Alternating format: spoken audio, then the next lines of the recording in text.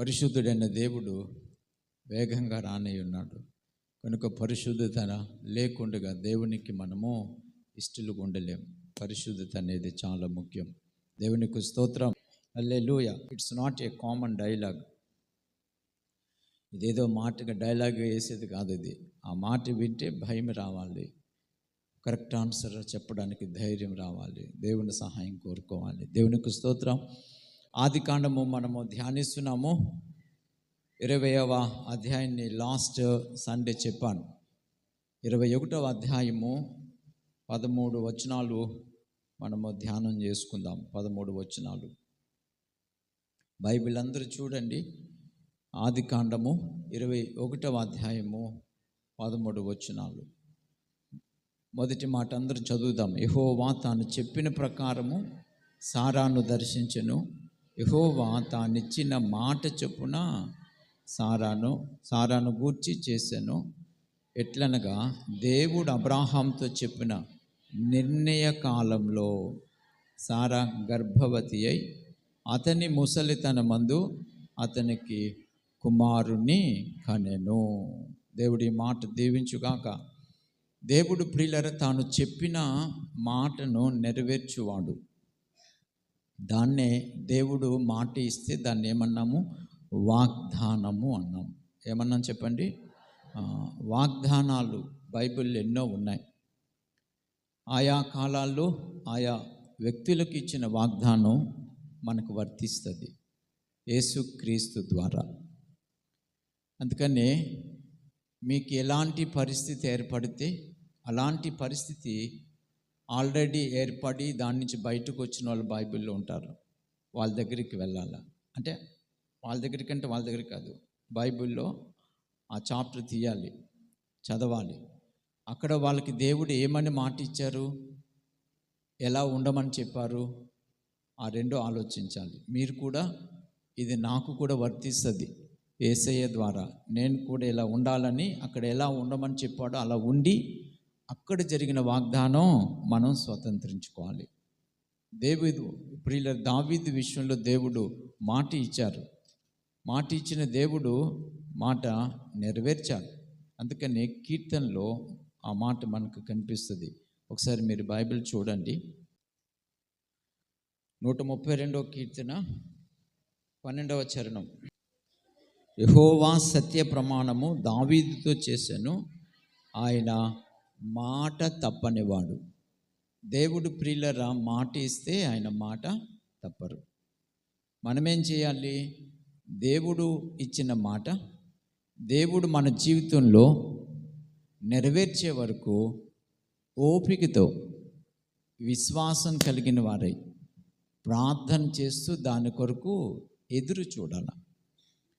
ఎప్పుడైతే మనము ఓపికతో ప్రార్థన చేస్తూ ఆ వాగ్దానం దేవుడు నెరవేరుస్తాడని ఆశతో చూస్తామో దేవుడు కార్యం చేస్తారు. ఎప్పుడు చేస్తారంటే నిర్ణయ కాలం. ఆయనకంటూ ఒక కాలం ఉంది మన పట్ల ఎప్పుడు చేయాలో. అంటే మనకు ఆయన చేసే క్రియ ఎప్పుడు అవసరమో, మనకి ఎప్పుడు అవసరమో ఆయనకు తెలుసు. మనకి ఎక్కువ తొందరపాట్లు ఎక్కువ, వెంటనే జరిగిపోవాలనుకుంటాం. కానీ అది ఎప్పుడు జరిగితే మనకి నిజంగా మేలో దేవునికి తెలుసు. ఎందుకంటే ఆయన దేవుడు, కాలాలు ఆయన చేతిలో ఉన్నాయి, అన్నీ ఆయన చేతిలో ఉన్నాయి. కనుక అన్నీ ఎరిగిన దేవుడు సరి అయిన నిర్ణయ కాలంలో మన పట్ల ఆయన ఇచ్చిన మాట నెరవేరుస్తాడు. తొందరపడకూడదు. 75 సంవత్సరాల వయసు ఉన్నప్పుడు అబ్రాహాముకు దేవుడు వాగ్దానం చేశారు. 12వ అధ్యాయంలో ఆ మాటలు మనం చూసాం, 15వ అధ్యాయంలో చూసాం. కానీ దేవుడు ప్రియులరా ఆ మాట ఇచ్చిన దేవుడు అది జరగట్లేదు అని తొందరపడి అబ్రాహాము సారా మాట విని ఆగరుతో పోయి బిడ్డను కన్నాడు. అతని పేరు ఇష్మాయేలు. వాళ్ళు తొందరపడ్డారు. ఎవరు తొందరపడ్డారు? సారా తొందరపడింది. ఎందుకు తొందరపడిందంటే తన శరీర పరిస్థితిని బట్టి. అంటే పిల్లల కనడానికి ఇంత వయసు అని ఉంటుంది జనరల్గా. స్త్రీ ధర్మం ఆగిపోకముందు పిల్లలను కంటారు. స్త్రీ ధర్మం ఆగిపోతే ఇంకా పిల్లల్ని స్త్రీ కనలేదు. అది వాళ్ళ వయసును బట్టి. కొంతమందికి అప్పుడు 70 సంవత్సరాలు, అప్పటి కాలంలో 70 సంవత్సరాలను అంచనా వేసేవారు. ఇప్పటి కాలంలో 45 ఇయర్స్, మహా అయితే 50 ఇయర్స్ లేడీస్కి, 50 ఇయర్స్, ఇంకా మహా అయితే 52, 53, 55, అంతకుమించి ఎవరు ఉండరంటే మనుషులు ఉంటారు. నేను చెప్పేది స్త్రీ ధర్మం గురించి. కనుక స్త్రీ ధర్మం నిలిచిపోయింది సారాకి. కాబట్టి ఇంకా పిల్లలు కనను అని నిర్ణయంకి వచ్చి తన దాసి, ఈజిప్ట్ నుంచి తెచ్చుకున్న తన దాసి అయిన హాగర్ని ఇచ్చింది. ప్రియ దేవుని బిడ్డలారా, దేవుడు మాటిస్తే క్రియ చేయడానికి మన తలంపులు, మన ఆలోచనల పరిధిలోనే దేవుడు కార్యం చేయడు. ఆయనకు అసాధ్యమైనది ఏమైనా ఉందా? ఆయన ఏమైనా చేయగలడు. సారా, నువ్వు బిడ్డను కంటావు అని దేవుడు చెప్పారు. 17th చాప్టర్లో మనం కూడా చూసాము. నిశ్చయంగా నెక్స్ట్ ఇయర్ నేను ఈ రోజుకి మీ దగ్గరకు వస్తాను, అప్పుడు నీ కౌగిట కుమారుడు ఉంటాడు, బిడ్డ ఉంటాడని చెప్పాడు. చూశారు? అలాంటి పరిస్థితుల్లో ప్రియులను మనం జ్ఞాపకం తెచ్చుకోవాలి. దేవుడు బిడ్డని ఇస్తానంటే ఇస్తాడు. దానికి స్త్రీ ధర్మం ఉన్నా లేకపోయినా దాంతో పనిలే. ఆయన ఇస్తానంటే ఇస్తాడంతే. సారా, నువ్వే కంటావు అన్నాడు, ఆమె కంటది అంతే. కనుక దేవుని కార్యాలు అద్భుతాలు, మీ ఊహకు మించినవి. ఆయన ఏమైనా చేయగలిగిన దేవుడు అనే విషయం మీకు ఫస్ట్ తెలియాలి, నమ్మాలి. ఉదాహరణకి కొన్ని లక్షల రూపాయలు అప్పులో ఉన్నారు, ప్రార్థన చేస్తున్నారు భారంతో. నేను భాగ్యవంతునిగా చేస్తాను, నీ చేయి పై చేయిగా ఉంచుతానని మాట ఇచ్చారనుకో. మీరు ప్రార్థన చేసేటప్పుడు కనిపెట్టి ప్రార్థనలో కన్నీరు కార్చి భారంతో మీ స్థితిని బట్టి బాగా సమయం అనక అసమయం అనక నిరంతరము ప్రార్థన చేయగా ఏదో సమయంలో మీ ప్రార్థన వింటారు కదా. విననే దేవుడు కాదు కదా, విను దేవుడు. కాబట్టి ఖచ్చితంగా ప్రార్థన వింటాడు. ప్రార్థన చేసేవాళ్ళు కూడా నా ప్రార్థన ప్రభు నన్ను బట్టి కాదు, ఆయన కృప చొప్పున నా ప్రార్థన ఆయనకు వింటారు, జవాబిస్తారు అనే విశ్వాసంతో కానీ ప్రార్థన చేస్తే ఆయన స్వరం వినబడే వరకు ప్రార్థన చేయాలి. నువ్వు ప్రార్థించినప్పుడు ఏదో సమయంలో నువ్వు అనుకున్న మరుసటి రోజు కాదు, ఆయన 2 రోజులు చేసే, 4 రోజులు కావచ్చు, 1 వీక్ కావచ్చు, 1 ఇయర్ తర్వాత నీకు జవాబు ఇవ్వచ్చు. సో ఆయన స్వరం నీకు వినబడే వరకు ప్రార్థన చేస్తూ ఉండాలన్నమాట. సో ఎప్పుడైతే మీరు ప్రార్థన చేస్తారో ఆయన సరైన సమయంలో అంటారు, నిశ్చయముగా నీ ప్రార్థన విన్నానో, నీ అప్పు తీరిపోయి నీవు భాగ్యవంతుడు అవుతావు అంటే నమ్మాలా వద్దా? అప్పుడు నమ్మి తీరాలన్నమాట. ఎందుకు నమ్మాలి? సోర్సెస్ మనకు లేకపోవచ్చు, అంత అప్పు తీర్చే పని మనకు లేకపోవచ్చు, ఉద్యోగం లేకపోవచ్చు, కానీ చెప్పింది ఎవరు? దేవుడు. అంతే నమ్మాలి. ఆయన చెప్పాడు, ఏమైనా ఉద్యోగంతో పని లేదు, పనితో పని లేదు, ఎక్కడ పనులు లేకుండా ఉన్నా సరే, భయంకరమైన కరువు దేశంలో ఉంది, ప్రపంచంలో ఉంది అనుకుందాం, అయినా నిన్ను భాగ్యవంతుని చేస్తానంటే చేస్తాడంతే. అర్థమవుతుందా మీకు? ఆ ధీమా, ఆ దృఢమైన నమ్మిక మన జీవితాల్లో ఉండాలి. దానికి ఉదాహరణలుగా ఎన్నో ఉన్నాయి బైబిల్లో. చూసారు? ఉన్నాయి లేదా? ఎలీషా అనే ఒక ప్రవక్త దగ్గరకు ఒక ప్రవక్త భార్య వచ్చింది కదా, వచ్చిందా లేదా? అయ్యా నా అప్పులు ఎక్కువైపోయి ఆయన చనిపోయాడు, అప్పులు తీర్చలేకపోతున్నానంటే నన్నేం చేయమంటావు అనలేదు. అమ్మా నీ దగ్గర ఏముంది అన్నాడు. అయ్యా ఏముందయ్యా, నూనె బుడ్డి తప్ప ఏమీ లేదయ్యా అంది. అది కూడా అడుగు నుండిపోదు, మనం ఎలా వంచినా నూనె అడుగు నుండిపోదు కొంచెం కదా. నేను అనుకుంటాను అడుగు ఉండిపోయి నూనె ఏమో, అది చాలు, వెళ్ళిపో, పాత్రలన్నీ తెచ్చుకో, మీ ఊరిలో ఉన్నవన్నీ అరువు తెచ్చుకో, నీవు నీ బిడ్డలు గదిలోకి వెళ్ళి తలుపేసుకొని ఆ నూనె ప్రార్థన చేసి వంచు అంతే. ఏమైంది? వంచితే ఏమవుతుంది అనలేదు. ఆయన చెప్పాడు దైవజనుడు, వెళ్ళింది అంతే. నమ్మకం తప్పిపోయింది, చేసింది అలాగా. ఆ నూనె పాత్రలన్నీ ఆ నూనె చేత నింపబడింది. మళ్ళీ వెనక్కి వచ్చింది, అయ్యా చేశానయ్యా, ఇప్పుడు ఏం చేయమంటారు? ఎంత మంచిదో చూసారా ఆమె? మీరైతే వెనక్కి వెళ్ళరేమో. మరలా వెనక్కి వెళ్ళింది, చెప్పింది. అప్పుడు ఆయన అన్నాడు, అవట్టి అమ్ముకొని అప్పులన్నీ తీర్చుకో, మిగతా డబ్బులతో సుఖంగా నీవు నీ బిడ్డలు జీవించలేదా? అప్పు తీరలేదా? దేవుని కార్యం ప్రియులరా ఆయన ఎలాగైనా చేయగలడు, కానీ ఒకటి, నీవు అనుకున్నట్లు జరగదు. నీవు అనుకున్న విధంగా ఆయన చేయడు, ఆయన అనుకున్నట్లుగా ఆయన కార్యం చేస్తాడు. దేవునికి స్తోత్రం. కాబట్టి మనం ఏం చేయాలి? ఆయన కార్యం కొరకు ఎదురు చూడాలంతే. మనమేమి ప్రణాళికలు వేసుకోకూడదు, ఇలా చేస్తాడేమో అలా చేస్తాడేమో అని ఊహలు ఊహించుకోకూడదు. శూన్యంగా మన మైండ్ పెట్టుకొని ఆయన కార్యం కొరకు ఎదురు చూడాలి.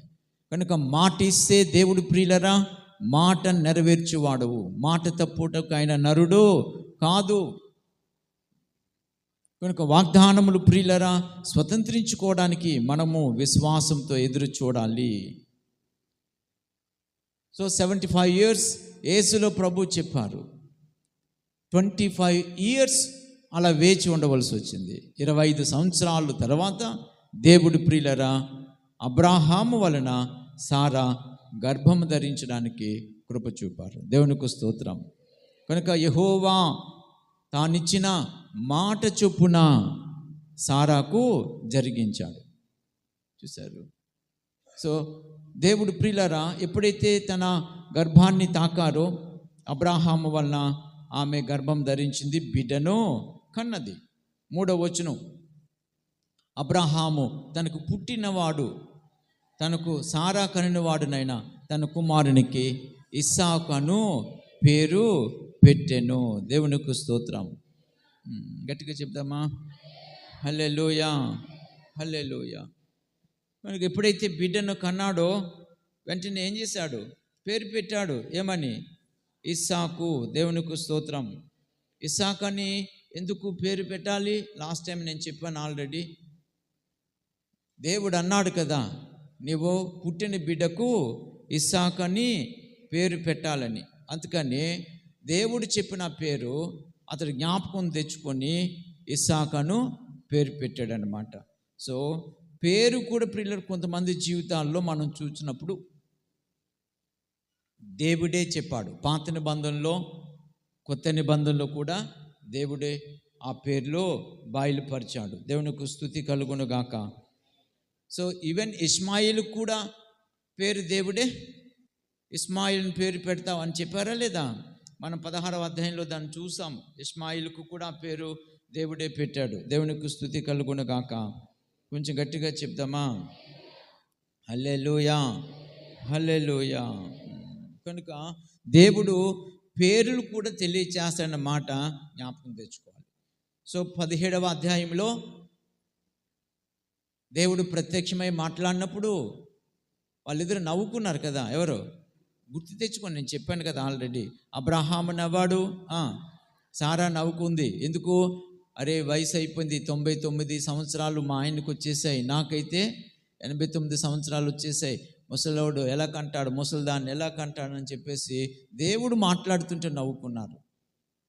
నమ్మలేక నవ్వు. అది ఏ నవ్వు? అది చెప్పండి. దేవుని కార్యాన్ని నమ్మలేక నవ్వుకున్నారు. ఆ నవ్వు అర్థం కాకపోవచ్చు, అర్థం కాని నవ్వు కావచ్చు, తింగర నవ్వు కావచ్చు, లేకపోతే కదా వ్యర్థంగా నవ్వు కావచ్చు, ఎగితాలు కాదు కానీ ఒకలా నవ్వుకున్నారు అంతే. దాన్ని ఏమన్నాలో నాకు తెలియదు. సో ఒకసారి ఎప్పుడైనా సరే ఒక ప్రవక్తని దేవుడు పంపించి మీ దగ్గరికి దేవుడు నీ పట్ల కార్యం చేయనున్నారని ఏదో ఒక విషయం చెప్పారనుకోండి, అది జరగదో, ప్రార్థన చేసి వదిలేశారు, మీరు మర్చిపోయారు కూడా దాన్ని. అప్పుడు చెప్పినప్పుడు మీరు నవ్వుకుంటారు, నవ్వుకోరు? మనసులో చెప్పండి. నవ్వుకుంటారు. ఎందుకు నవ్వుతారు? నమ్మలేక. అంటే మీ నవ్వు మంచిదా చెడ్డదా?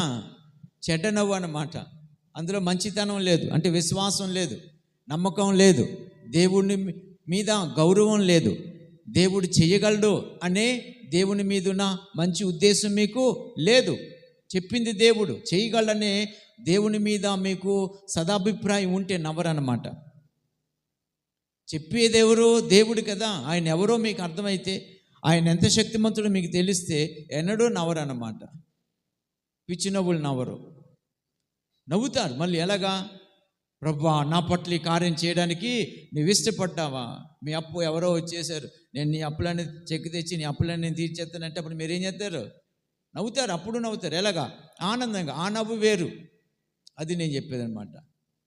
హల్లెలూయా. నవ్వుల్లో తేడాలు ఉన్నాయి కదా, ఉన్నాయి లేదా చెప్పండి? రకరకాల నవ్వులు. అది అర్థవంతమైన, విశ్వాస సహితమైన, సంతోషం వచ్చి నవ్వు వేరన్నమాట. సో దేవుడు అప్పుడు మాట్లాడారనమాట, ఏమని, మీ అబ్బాయికి నువ్వేం పెడతావు, ఇస్సాకు అని పేరు పెడతావు. 17వ అధ్యాయం 19వ వచనంలో ఆ మాట మనం చూస్తాం కదా. దేవుడు నీ భార్య అయిన సారా నిశ్చయము నీ కుమారుని కనును, నీవు అతనికి ఇస్సాకు అని పేరు పెట్టుదువు. చూసారు, దేవుడు బయలుపరిచాడు. కొత్త నిబంధనలు కూడా కొంతమంది పేర్లు బయలుపరిచాడు కదా.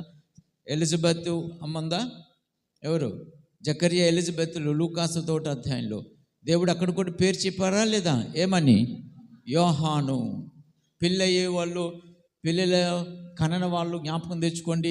ఒకళ్ళు పెళ్ళి అయిపోయి పిల్లలు కనేసిన మీరు అమ్మాయిలు పెద్దవాళ్ళు అయిపోయి వాళ్ళకి పెళ్ళి చేస్తారు కదా, పిల్లలు పుడతారు కదా, అప్పుడు ప్రార్థన చేసుకోండి. అయ్యా మాకు ఈ బిడ్డని ఇచ్చావు, ఏ పేరు పెట్టాలి, సతీయ, పెంటియ, తుకియ, దుర్గియ, ఈ కాదు, ప్రభువుని అడగాలి. మీకు తెలియకపోతే దైవజన్ ఏం చేయాలి, అయ్యా మాకు పాప పుట్టింది పేరు పెట్టరండి, లేకపోతే బాబు పుట్టాడు పేరు పెట్టరు. మళ్ళీ కొద్దిమంది విచిత్రం ఏంటో తెలుసా, పేరు పెట్టమని వాళ్ళే సెలెక్ట్ చేసి స్లిప్ ఇచ్చేస్తారనమాట. రామారావు, ఇంకెందుకు ఈయన పెట్టేది, ఇంకా పాస్టర్ గారు ఎందుకు. మనం ఎవరు, మనకి పేరు చూసారు. హల్లెలూయా, గట్టిగా చెప్దామా. మనకంటే ముందు ఎక్కువ ఆలోచించేది ఎవరు, దేవుడు. అందుకే దావీదు ఇవన్నీ ఆలోచించి 139వ కీర్తనలో నేను పిండమునై ఉండగానే నీ కన్నులు నన్ను చూశాయి అంటాడు కదా. నా దినాలన్నీ నీవు లెక్కించావు, ఒకటైనా కాకముందంటే నేను ఇంకా పుట్టకముందే, నేను ఎన్ని దినాలు ఉండాలి, ఎన్ని సంవత్సరాలు ఉండాలో అవన్నీ నీవు పరలోకంలో నిర్ణయించుకొని ఏం చేసావు, నీ గ్రంథంలో లిఖితం చేసావు. మనమైతే పుట్టాక 18వ తారీఖు ఆదివారం, అంతేనా, 18వ తారీఖు ఆదివారం ఉదయం 9:30 32 నిమిషాలకి పుట్టాడు అని పుట్టినప్పుడు మనం టైం చూసుకొని వేసుకుంటాం. కానీ ప్రియులరా, దేవుడు ముందుగానే మన దినాలు సైతం చూసారు. అంటే పుట్టే బిడ్డ పట్ల దేవుడు ఆలోచన ఎంత గొప్పదో అది నేను అర్థం అవడానికి మీకు చెప్తున్నాను. 139వ కీర్తన ఒకసారి చూడండి. హల్లెలూయా, 16వ చరణం. ఇది అద్భుతమైన కీర్తన, ఇంటికి వెళ్ళి చదువుకోండి. నేను పిండమునై ఉండగా నీ కనులు నన్ను చూచెను, నియమింపబడిన దినములలో ఒకటైనా కాకమునిపే, అంటే ఇంకా భూమి మీద అడుగు పెట్టకముందే నా దినములన్నీ నీ గ్రంథములో లిఖితములాయెను. ఇంకా చదువుతా ఆశ్చర్యం ఏంటంటే అన్ని పార్ట్స్ వస్తున్నప్పుడు కూడా వాటిని కూడా దేవుడు ఏం చేశాడంట, మన పిల్లలైతే పుట్టిన తర్వాత ఫస్ట్ పన్ను ఊడిపోద్దు కదా, అప్పుడు రాస్తాం పన్ను ఊడెను, ఆ పన్ను ఏం చేస్తాం, పొట్లం కట్టి దాస్తాం అలాగా. కానీ దేవుడు ప్రియులారు ఎంత గొప్పడు తెలుసా, నీకు పార్ట్స్ ఇచ్చేటప్పుడు, మనం ఊడేటప్పుడు కదా, కానీ ఆయన అలా కాదు, ఇచ్చేటప్పుడు ఏం చేస్తున్నాడంట, రాస్తున్నాడంట. అంటే నీ అవయవాలన్నీ, నీ ఎముకలన్నీ, నీ నరాలన్నీ, నీ పార్ట్స్ ఎన్ని ఉన్నాయో అన్నీ ఎవరి దృష్టిలో ఉన్నాయి, ఎవరి గ్రంథంలో రాసుకున్నారు. అంటే నీకు ఎంత విలువ ఉంది దేవుని ఎదుట, దేవుని నిన్ను ఎంత ప్రేమిస్తున్నాడు, నీకు ఎంత వాల్యూ ఇస్తున్నారు, నీకు ఎంత రెస్పెక్ట్ ఇస్తున్నారు ఆలోచించుకో. నవ్వుతూ పక్కన చెప్పండి, దేవునికి ఎంత విలువిచ్చి ప్రేమిస్తున్నాడో. అర్థమైందా? జాగ్రత్తగా బ్రతుకు, దేవునికి ఇష్టంగా బ్రతుకు. సో మన పట్ల ఆయన శ్రద్ధ చూడండి. ఇలా మన మీద మనకైనా అంత శ్రద్ధ ఉండదేమో, దేవునికి ఉంది. దేవునికి స్తోత్రం. అందుకనే పిల్లలు పుట్టేటప్పుడు పేర్లు కూడా ఏం చేయాలి, ప్రభువా ఈ బిడ్డకి ఏం పేరు పెట్టాలి. నాకు కొద్దిమంది ఫోన్ చేశాడు, ప్రార్థన చేసి అయ్యా పేరు పెట్టరండి అంటారు. అర్థమైందా? అప్పుడు ప్రార్థన చేస్తాను. మళ్ళీ అమ్మ నేను జర్నీలో ఉంటే పలానా టైంకి చేయి, లేకపోతే మరుసటి రోజు చేయి అని అడుగుతా. ఒకసారి పాలకుల నుంచి ఎవరో ఫోన్ చేశారు, అయ్యా మీ మెసేజెస్ మేము వింటుంటాం, దయచేసి మాకు పాప పుట్టింది, ప్రార్థన చేసి పేరు చెప్పరండి అని. మరుసటి రోజు చెయ్యమ్మా అన్నాను, చేశారు. ఆ నైట్ నేను క్యాంప్ నుంచి వచ్చి ప్రేయర్ చేశాను, బయలుపరిచిన పేరు చెప్పాను. అలా చాలామంది, నేను గొప్పనని చెప్పట్లేదు ఇక్కడ, అర్థమైందా? వాళ్ళ ఆశ ఏంటి, పేరు కోసం అన్నమాట, పేరు కోసం. కనుక దేవుడు ప్రియులారా మనకు పేరు పెట్టు దేవుడు, మన పేరు బట్టి ఆయన ఎరిగిన దేవుడు. అది కూడా చెప్పండి, నా పేరు పెట్టి నన్ను ఎరిగిన దేవుడు. ప్రక్కవాళ్ళతో నవ్వుతూ చెప్పండి, నీ పేరు పెట్టి నిన్ను ఎరిగిన దేవుడు. మళ్ళీ చెప్పండి, హల్లెలూయా. ఇంకా గట్టి చెప్దామా? దేవుడు గొప్పవాడు, దేవునికి స్తోత్రం, హల్లెలూయా. ఇంకా గట్టి చెప్దామా? హల్లెలూయా. సో ప్రియులారా, యాకోబుకు ప్రత్యక్షమైనప్పుడు కానీ దేవుడు మాట్లాడినప్పుడు నీ పేరు పెట్టి నేను నిన్ను ఎరిగితిని అంటాడు. హల్లెలూయా. కనుక God knows everyone name. So నా పేరు, మీ పేరు, అందరి పేర్లు యేసయ్యకు తెలుసు. దేవునికి స్తుతి కలుగును గాక. కొన్ని పేర్లు బాగోపోతే కూడా ఆయన ఏం చేశాడు? పేర్లు మార్చేశాడు కదా. అబ్రాహాం పేరు మార్చాడా? అబ్రాహాం అని. సారాయి పేరు మార్చాడా? సారా అని కదా. అలాగే సౌలు పేరు మార్చాడా? పావులు అని. పేతురు పేరు మార్చాడా? మాట్లాడరే. కొద్దిమంది అంటారు పేర్లు ఏముందంటారు. వెంకటేశ్వరరావు అని ఉంది పాస్టర్ గారి పేరు. పరలోకం వెళ్ళాక వెంకటేశ్వరరావు అని పిలుతాడు దేవుడు. మాట్లాడరే. సత్తమ్మ అని ఉంది ఎవరో పేరు. పరలోకం వెళ్ళాక సత్తమ్మ అని పిలుతాడు. మనలో మనమాట. వాళ్ళు దూతలని పిలుతారా? వెళ్ళిన విశ్వాసాలని ఏలియా అలాంటి వాళ్ళని పిలుతారా? పిలవరు. మీరు అనుకోవచ్చు పేరేముందని, ఉన్నదే పేరులో. హల్లెలూయా. సో పేరు నెక్స్ట్ జనరేషన్ వాళ్ళు పేరుకి ఇంపార్టెంట్ ఇవ్వండి, ప్రార్థన చేసుకోండి. హలో పెద్దమ్మలో వింటున్నారా? మనవల్లో మనవరాలు పుడతారు కదా, ప్రార్థన చేసుకొని దేవుడు ప్రతి పేరుకి అర్థం ఉంటుంది. భావపూరితమైన పేర్లు పెట్టుకోవాలి. దేవునికి స్తుతి కలుగును గాక. సో ఇక్కడ పేరు పెట్టే సమయం వచ్చింది ఎవరికి? పుట్టిన బిడ్డకు, అబ్రహాం. అందుకని ఆల్రెడీ దేవుడు తనకి బయలుపరిచారు ఏమని? ఇస్సాకు అని పేరు పెట్టాడు. అందుకని సో అబ్రహాము పుట్టిన బిడ్డకి ఏమని పేరు పెట్టాడు? ఇస్సాకు అని పేరు పెట్టి దేవుడు ఏది బయలుపరిచారో ఆ పేరే పెట్టాడు అన్నాడు అన్నమాట. రానున్న దినాల్లో నేను కూడా అలాగే చేస్తానని చెప్పండి. హల్లెలూయా. చేస్తారా? ప్రార్థన చేసుకొని దేవుడు బయలుపరిచిన పేరు పెట్టుకోండి. హల్లెలూయా. ఆశీర్వదింపబడండి. దేవునికి స్తోత్రం. కొంచెం ముందుకు వెళ్దాం. 4వ వచనం. మరియు దేవుడు అబ్రహాము ఆజ్ఞాపించిన ప్రకారము అతడు 8 దినములు వాడైనప్పుడు ఇస్సాకును తన కుమారునికి సున్నతి చేసెను. దేవునికి స్తోత్రం. అబ్రహాము కుమారుని ఇస్సాకు అతనికి పుట్టినప్పుడు అతడు 100 ఏండ్ల వాడు. 100 ఏండ్ల వాడు. ఎన్ని సంవత్సరాల వయసు? 100 ఏండ్ల వాడు. మళ్ళీ చెప్పండి, అబ్రహాం వయసు ఎంత? సారా వయసు ఎంత? 90. ఇస్సాకు పుట్టినప్పుడు అబ్రహాం వయసు ఎంత? 100. సారా వయసు ఎంత? 90. ఇద్దరికి తేడా ఎంత? ఓయ్ బాబాయ్. ఇప్పుడు అంత వయసు తేడా ఉండకూడదు. మహా అయితే 2 సంవత్సరాలు, 3 సంవత్సరాలు, లేకపోతే 30 సంవత్సరాలు కదా. 30 సంవత్సరాలా? సరే, 2-3 సంవత్సరాలు గ్యాప్లో ఉన్న వాళ్ళని ఏం చేయాలి? వివాహం చేసుకోవటం మంచిది. పరిస్థితులు బట్టి నేను చెప్తున్నాను అంతే. దేవునికి స్తోత్రం. గట్టిగా చెప్దామా? ఇంకా గట్టిగా చెప్దామా? హల్లెలూయా. సో మళ్ళీ లెక్కలు అడుగుతాను కొద్దిసేపు అన్న తర్వాత. ఆల్రెడీ దేవుడు ప్రియులారు ముందే చెప్పాడు ఏమని? కాదు, సున్నతి కోసం ముందు చెప్పారా లేదా? దేవుడు అబ్రహాముకు చెప్పాడు కదా, నీకు నాకు నిబంధన ఏర్పరచుకున్నాడు. కాబట్టి 8వ దినమున పుట్టినప్పుడు బిడ్డకు, మగ బిడ్డకు ఏం చేయాలి?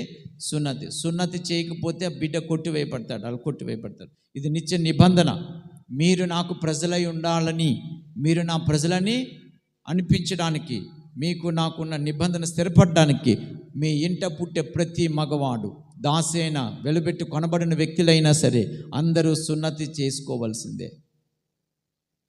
అందుకనే ఫస్ట్ తన బిడ్డ ఎవరు ఇష్మాయిల్కి తన ఇంట ఉన్న వాళ్ళందరికీ సున్నతి జరిగించాడా లేదా? అది చెప్పాను నేను. జరిగించాడా? అది జ్ఞాపకం తెచ్చుకోండి. 8వ రోజు ఎందుకో కూడా చెప్పాను.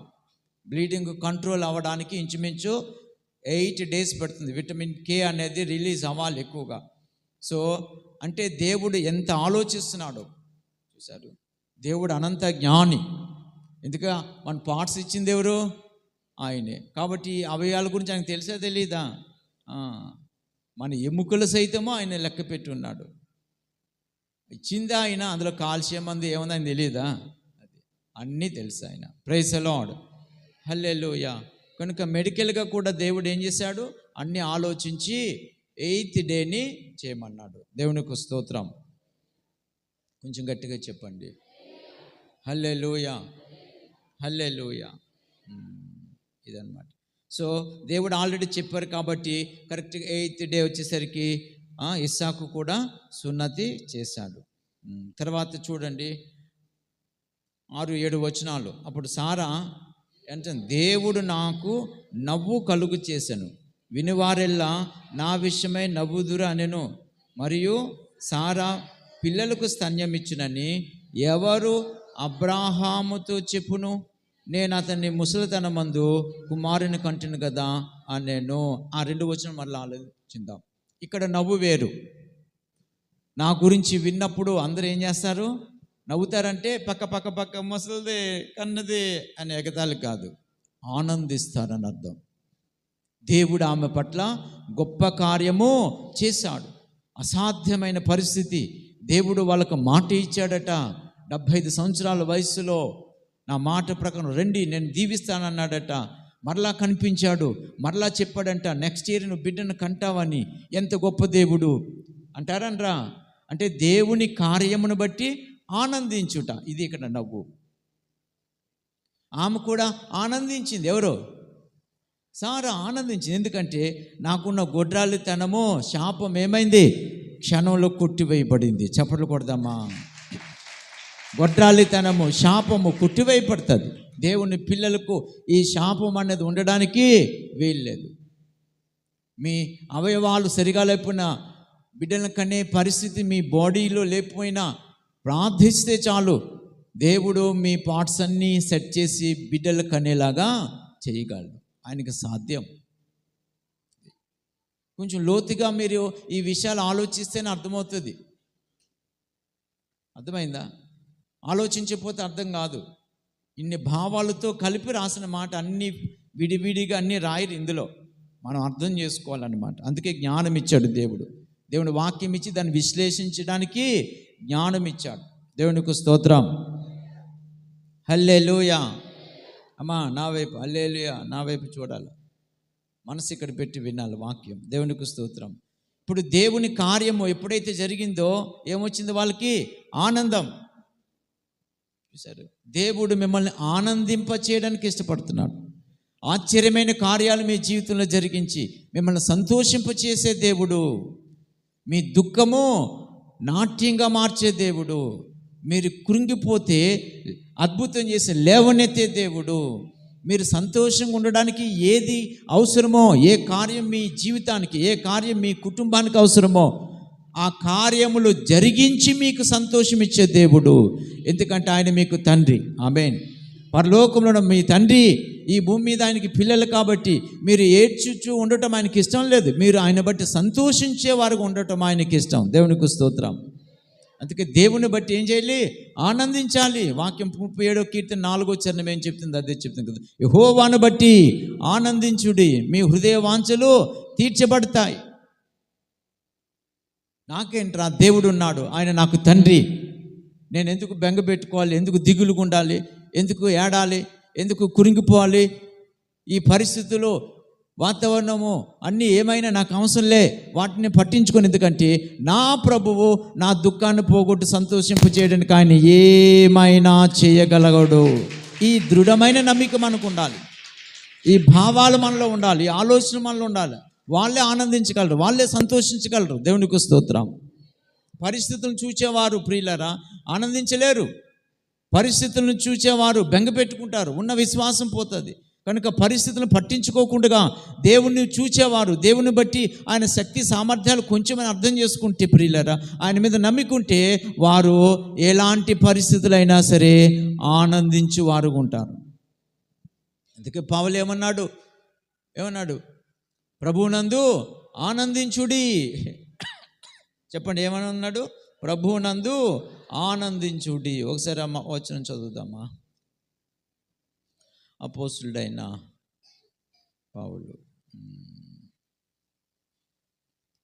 ఫిలిప్పీయులకు రాస్తూ 4వ అధ్యాయంలో 4వ వచనం, ఎల్లప్పుడూ ప్రభువునందు ఆనందించుడి, మరలా చెప్పుదును ఆనందించుడి. ప్రక్క వాళ్ళతో నవ్వుతూ చెప్పండి, ప్రభువును బట్టి ఆనందించు, ప్రభువు నందు ఆనందించు, ఎల్లప్పుడూ ఏడా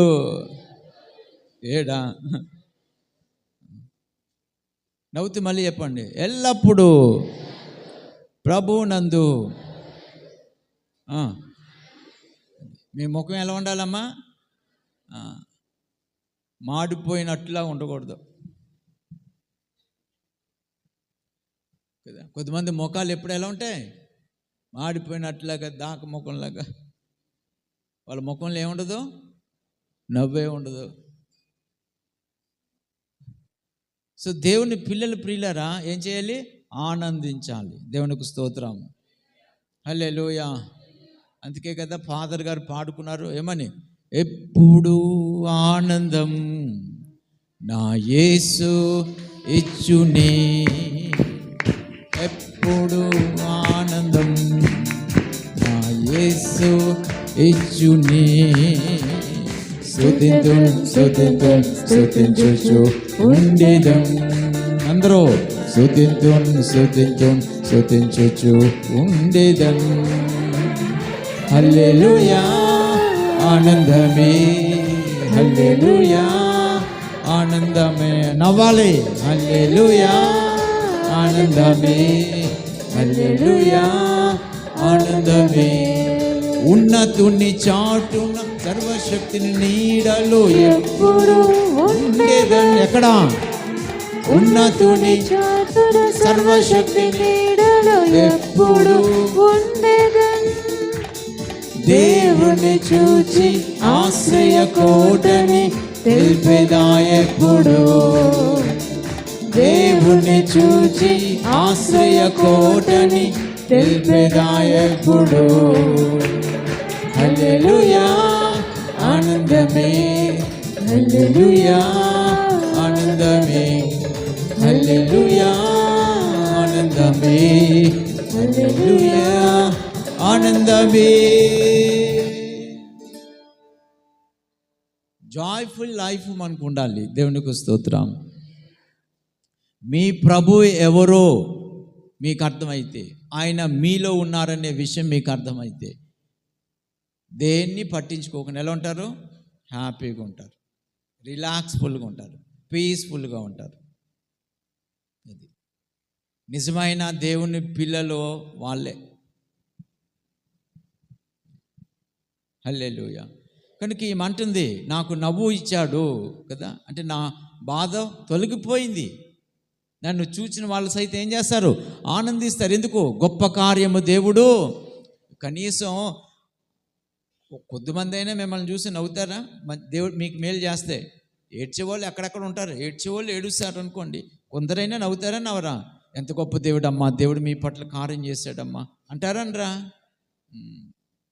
అందరూ ఏడుపుకోలేనా? సో కొంతమంది నవ్వుతారు, కొంతమంది ఏడ్చేవాళ్ళు కూడా ఉండాలి మనకి. ఎందుకంటే వాళ్ళు ఏడ్చేకొలది మనం ఇంకా ఆశీర్వదింపబడతాం అన్నమాట. అది అందుకని వాళ్ళు ఉండాల. వాళ్ళు లేకపోతే ఎక్కువ ఆశీర్వాదం రాదు. నన్ను చూసి ఏడుతారా? మీరు మళ్ళీ మీరు వాళ్ళని చూసి ఏడకండి. దేవునికి స్తోత్రం, ప్రభు వీళ్ళు కూడా ఉన్నారు, నాకు అధిక లాభం వచ్చేస్తుంది అనుకొని ఆనందించండి. హల్లెలూయా, హల్లెలూయా. సో ప్రభు ప్రియులరా, ఆనందం ఇచ్చే దేవుడు, నిన్ను ఏడిపించే దేవుడు కాదు, దుఃఖపెట్టే దేవుడు కాదు, నాశనం చేసే దేవుడు కాదు. నిన్ను బాధలకు గురి చేసే దేవుడు కాదు. నిన్ను ఏం చేసే దేవుడు?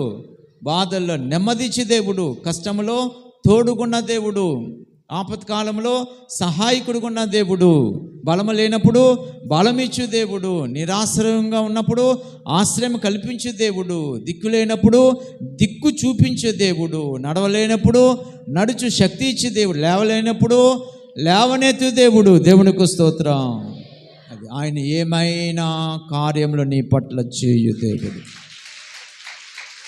కాబట్టి ప్రియులరా, ప్రభువునందు ఏం చేయాలి? పుట్టేక ఆనందించ, పుట్టక ముందు నుంచి ఆనందించాలి. అసలు దేవునికి స్తోత్రం.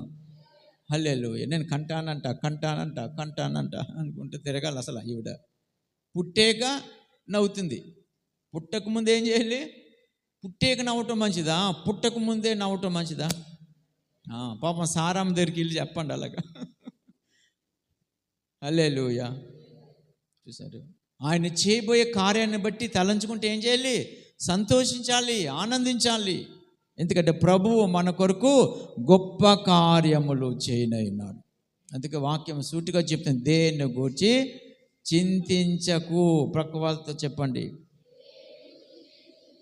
దేని గూర్చి బెంగ పెట్టుకోకు, దేని గూర్చి ఏడవకు. ఎప్పుడు ఎలా ఉండాలి? హ్యాపీగా ఉండాలి. దేవునికి స్తోత్రం. ఇంకొక మాట ఎంత అద్భుతం తెలుసా? దేవుని కార్యం చేయడానికి ఏమైనా చేయగలడు. నేను జస్ట్ అలా చెప్తాను అంతే, నేను డీప్గా చెప్పను. మీరు ఎలాంటోళ్ళో నాకు తెలియదు. 7వ వచనంలో సారా పిల్లలకు స్తన్యమిచ్చునని. ఎన్ని సంవత్సరాలు? 90 సంవత్సరాలు ఆవిడికి. పాలు ఎలా ఎత్తేది నమ్మకం? ఆమె ఫిజికల్ అపీరెన్స్ అంతా ముసలిది కదా, శరీరము దేహం అంతా ఏమైంది? వడిలిపోతుంది అదే కదా. ఒకసారి ఊహించుకోండి, దేవుడు ఎంత గొప్పడు తెలుసా? ఈమె గర్భం ధరించాలా, అవునా కదా? క్యారీ చేయాలా, 9వ 10వ నెలలో క్యారీ చేయాలా, మొయ్యాలా, బలం ఉండాలా. ముసలిది అయిపోయింది, ఇలాగ నడుతుందా, ఎలా ఉంటుంది? ఈమె గర్భము ధరించాలి. కాబట్టి అబ్రాహాముతో పాటు సారమ్మ దేహం తిరిగి అవయవాలు, తన పార్ట్స్ అన్నిటిని ఏం చేశాడు? ఒక యవనస్సులకు ఉండేలాగా తిరిగి బలము దేవుడు ఇచ్చాడనమాట. అది 100 సంవత్సరాలు అబ్రాహాం ఎక్కడ పోయాడు? మళ్ళీ 30కి 40కి 30కి 20కి పోయాడు అనమాట. అర్థమైందా? అంటే వీళ్ళు ఫిజికల్ అపీరెన్స్ కూడా పార్ట్స్. అందుకే స్తన్యం ఇవ్వటం కష్టం, కానీ స్తన్యం ఇచ్చేలాగా దేవుడు ప్రియులరా ఆమెను చేశాడు. కనుక మీరు ఊహించుకుంటే మీకు అర్థమవుతుంది. దేవునికి స్తోత్రం. అది ఆశ్చర్యము నిజంగా, దేవుడు గొప్పతనం అది. అర్థమైందా? మీ దేహము ఏమైపోయిన తిరిగి అయినా శక్తిగా మార్చగలడనమాట. మీరు అనుకోకూడదు, నాకు వయసు అయిపోయింది, నా ముసలోని అనుకోకూడదు. ఇంకా ముసలోళ్ళు అయిపోతాం. వయసుతో పని లేకుండా నా కాళ్ళు లేడి కాళ్ళు, దుప్పు కాళ్ళు అని గొంతులేయాలి. దేనికోసం? దేవుని సన్నిధిలో. హల్లెలూయా. బలం ఉంటే ఎక్కడికైనా వెళ్ళి పని చేయగలం, అవునా కదండి? దేవుని కార్యాలు చేయాలంటే శరీరానికి కూడా ఏముండాలి? శక్తి ఉండాలి. రోజు జబ్బే అనుకుందాం. నేనున్నాను అనుకోండి, అనుకోవటం నేను ఉన్నాను కదా, రోజు జబ్బు అనుకోండి, వెళ్తాను ఎక్కడికైనా? సేవ చేయగలనా? రోజు సేవ చేసి పరిగెత్తాలంటే ఏముండాలి? శరీరానికి ఆరోగ్యం, శక్తి ఉండాలి. మీకు ఆ మైండ్ ఉంటే మీ దేహానికి సైతము శక్తి దేవుడు ఇస్తాడు. దేవునికి స్తోత్రం. గట్టిగా చెప్దామా? హల్లెలూయా. ఇంకా గట్టిగా చెప్దామా? దేవుడు చాలా గొప్పవాడు. Praise the lord. హల్లెలూయా. శక్తి అవసరం. నిలబడాలి, వాక్యం చెప్పాలంటే శక్తి అవసరమా? అవసరం. ఇస్తారా దేవుడు? ఇస్తారు. కనుక ప్రియ దేవుని బిడ్డలారా, దేవుని కార్యం ఎంత గొప్పదో ఈ 7వ వచనంలో ఉందన్నమాట. తిరిగి నేను స్తన్యం పాలు ఇచ్చేటట్లుగా నా బిడ్డకు కావలసిన శక్తి, ఆ రీతిగా నా దేహాన్ని దేవుడు మార్చాడు. నేను అనుకుంటాను, ఎప్పుడో చూసిన వాళ్ళు ఉంటారు కదా, వాళ్ళ చుట్టాలు పట్టాలు అనుకుందాం, చూసిన వాళ్ళు, అరే 90 సంవత్సరాల వయసు వచ్చిన కన్నది బాగుంది, కానీ ఎలా ఉందో ముసలిది కదా అనుకోండి. చాలామంది ఆసక్తిగా బిడ్డ కంటే ఎక్కువ సారం ఎలా ఉందని చూడడానికి వచ్చి ఉండాలి. వాళ్ళు నిర్గాంతిపోయి ఉండొచ్చు. ఏంటి సారము ముసలిదానిలో కనిపించట్లేదనమాట, పొడిచి పిల్ల కూర్చుంది కాబట్టి అందరికీ నిర్గాంతిపోయి ఉండొచ్చు అన్నమాట. అమ్మ సిజరీనా ఏమైంది? నార్మల్ డెలివరీ అయింది. చెప్పలు కూడదమ్మా. It's not a funny thing. అర్థమైందా? దేవుని కార్యం అంత గొప్పదన్నమాట. దేవునికి స్తుతి కలుగును గాక. హల్లెలూయా, హల్లెలూయా. సో ఈ వచనాలు మీరు నమ్మితే, ఆడపిల్లలు ముఖ్యంగా ఈ వచనాలు మీరు నమ్మితే, మీరు పెళ్ళయ్యే వయసులో పిల్లలకు అనేటప్పుడు నార్మల్ డెలివరీ అయ్యేలాగా మీరు ప్రార్థన చేసుకోవాలన్నమాట. అర్థమైందా? దేవునికి సమస్తము సాధ్యమే. అది కార్యాలు జరిగించువాడు ఆయన. ఆమేన్. కార్యాలు జరిగించువాడు ఆయన. ఆయన ఏమైనా చేయగలడు. భక్తి అంటే అన్ని ఆస్పెక్ట్స్లో చూడాలి మనం. ఒక వేలోనే ఆలోచించకూడదు. భక్తి వేషంలాగా వేసేసుకొని నటించకూడదు. రియల్ లైఫ్లో ఎంజాయ్ చేయాలి దేవుణ్ణి. ఎప్పుడు రియల్ లైఫ్లో దేవుణ్ణి ఏం చేయాలి? మనం ఆనందించాలి, అనుభవించాలి. దేవునికి ఆయన కార్యాలు అనుభవించాలి. దేవునికి స్తోత్రం. హల్లెలూయా. కొంచెం ముందుకు వెళ్దాం. 2 విషయాలు చెప్పాను ఇక్కడ. ఆనందం కదా, దేవుని కార్యాలు మీకు ఆనందాన్ని ఇస్తాయి. మిమ్మల్ని ఆనందింప చేయడానికి దేవుడు ఏమైనా చేస్తారు రైట్ టైంలో. సో దేవుని కార్యాలు జరిగించడానికి అవసరమైతే మీ దేహాలు కూడా ఏం చేస్తాడు? మార్చేస్తాడనమాట. దేవునికి స్తోత్రం. సో దేవుని క్రియలు అద్భుతాలు అన్నమాట. ఆశ్చర్యమైన క్రియలు చేయట్లో ఆయనకు సాటి ఎవ్వరూ లేరు. ఆమేన్, ఆమేన్. కిందకు వద్దాం. 8వ వచనం. ఆ పిల్లవాడు పెరిగి, ఏ పిల్లవాడు? ఇస్సాకు పెరిగి పాలు విడిచెను.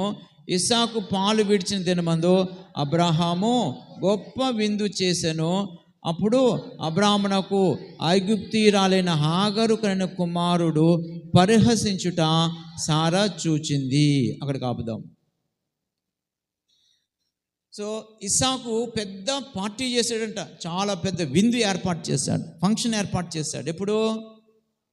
మనం ఉయ్యాలు వేసినప్పుడు చేస్తాం. అత్తవారింటి దగ్గర, అత్తవారింటి అంటున్నాం కదా, అమ్మమ్మ ఇంటికా నుంచి నానమ్మ ఇంటికి వచ్చినప్పుడు ఏం చేస్తారు? ఇప్పుడు ఉయ్యాలు వేస్తారు కదా, అప్పుడు ఏదో వచ్చిన వాళ్ళకి ఏం చేస్తారు? కొంచెం ముద్ద వేసేసి పంపించేస్తారు. కానీ ఈయన గారు అలా కాదు. ఏం చేశాడు? పాలు విడిచిన తర్వాత, నా ఉజ్జాయింపుగా నేను చెప్తున్నాను, నా అభిప్రాయం చెప్తున్నా, మహా అయితే 2 లేక 3 సంవత్సరాలు, అంతేనా? 2 లేక, ఇప్పుడు లెక్కలు పెట్టకండి. ఇప్పుడు ఎన్ని? 6 నెలలు, మహా అయితే 9 నెలలు. అంతకు మించి ఎక్కువ పాలు, తల్లిపాలు మంచిది ఇవ్వకూడదు.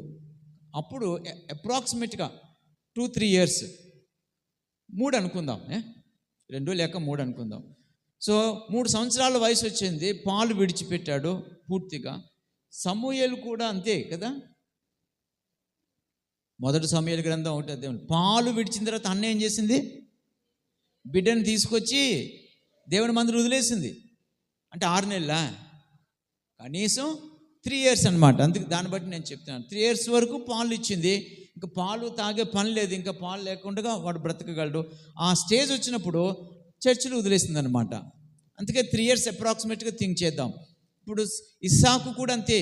3 సంవత్సరాల వయసు వచ్చింది, పాలు విడిచిపెట్టాడు. ఎన్ని సంవత్సరాలు బాబు? 3 ఇయర్స్. ఎన్ని? 3 సంవత్సరాలు అయిన తర్వాత గొప్ప విందు ఏర్పాటు చేశాడనమాట. అందరూ హడావిడిగా విందులు ఉంటారు కదా, తింటారు, తిరుగుతుంటారు, హ్యాపీగా ఎంజాయ్ చేస్తుంటారు. ఈ లోపున ఏమైందంటే ఇష్మాయిల్ కూడా వచ్చాడు. ఇష్మాయిల్ ఉన్నాడు కదా అక్కడ. ఇష్మాయిల్ వచ్చినప్పుడు నేను అనుకుంటాను, వయసు ఎంత ఉంటుంది అప్పుడు చెప్తా అమ్మా, గట్టిగా చెప్పాలమ్మా. 17 ఇయర్స్ అప్రాక్సిమేట్గా, అంతే కదా. ఎందుకంటే 10 ఇయర్స్ బ్యాక్ ఎంత? ఇందాకే కదా చెప్పుకున్నామ్మా. అబ్రాహాముకి 89 సంవత్సరాలు, 86 సంవత్సరాల వయసు ఉన్నప్పుడు మనోడు పుట్టాడు. అంతేనా చెప్పుకున్నాం? అంతేనా? ఇప్పుడు 100 వచ్చాయి అంటే ఎంత? 14 years. పాలు విడిచిన తర్వాత 3 years అంటే 17, అంతే కదా? అంటే ఇప్పుడు ఇస్మాయిల్కి ఎంత వయసు? చిన్నపిల్లోడా? కొంచెం టీనేజ్, అంతే కదా? టీనేజ్ పిల్లోడు. అప్పుడంటే టీనేజ్ అయినా చిన్నపిల్లల కింద ఇంచుమించు లెక్క అనమాట. ఇప్పుడు టీనేజ్ అవసరంలే, 4వ సంవత్సరం నుంచి వీడు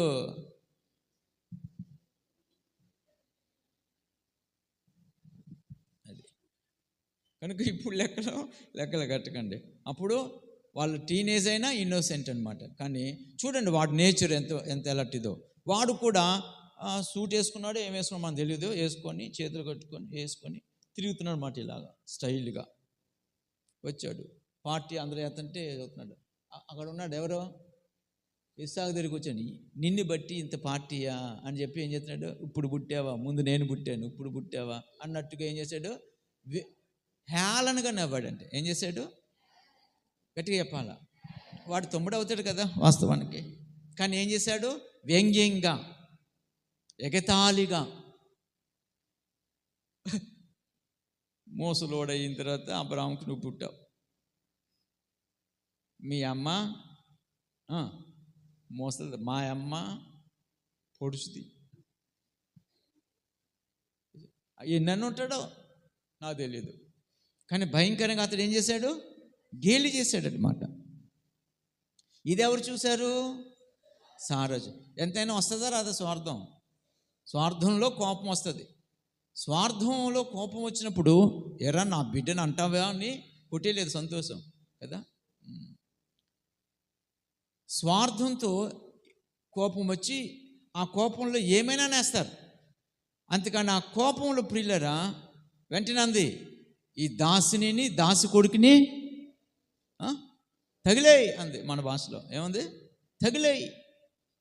ఎక్కడి నుంచి వచ్చింది? ఈజిప్ట్ నుంచి కదా. తగిలేయి ఎక్కడికి? అంతే. ఒక్క క్షణం వీడమ్మ ఉండడానికి వీలదు, నా కొడుకుని ఎగతాళి చేస్తాడని చెప్పేసి కారాలు మిరియాలు నూరేసింది. ఎవరో పాపం బాధపడ్డాడు. ఎవరో? అబ్రహాం. ఏం చేయాలో అర్థం కాలే. నేను కొంచెం ఆత్మీయంగా దీన్ని అన్వయింపు చేసి ముగిస్తా. ఏం చేయాలో అర్థం కాలే ఎవరికి? వెంటనే పంపించేసాడా? ఇప్పుడు వెళ్ళి ప్రార్థన చేస్తున్నాడు. ఎవరికి? అయ్యా విషయం ఇది, సారా వీడిని తగిలేమంది, అంతే నా బిడ్డ కదా, ఇప్పుడు ఏంటి అర్థం కావట్లేదు అంటే ఆయన ఏమన్నాడు చూడండి. ఆయన ఏమన్నాడు?